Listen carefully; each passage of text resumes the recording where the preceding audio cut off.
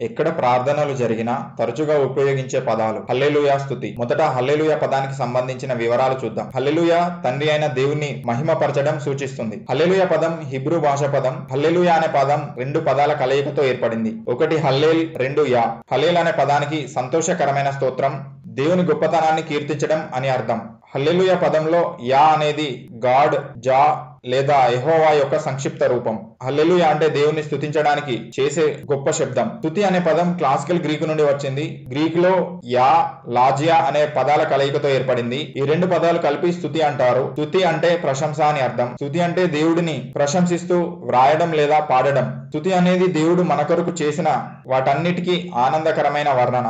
మన తరపున దేవుడు చేసిన అద్భుతమైన పనుల కోసం మనం దేవుడికి తిరిగి కృతజ్ఞతలు తెలియజేస్తున్నప్పుడు ఇది కృతజ్ఞతతో ముడిపడి ఉంటుంది. దేవుడు అనేక అద్భుతమైన కార్యములు చేసినందున ఆయన స్తుతింపదగినవాడు.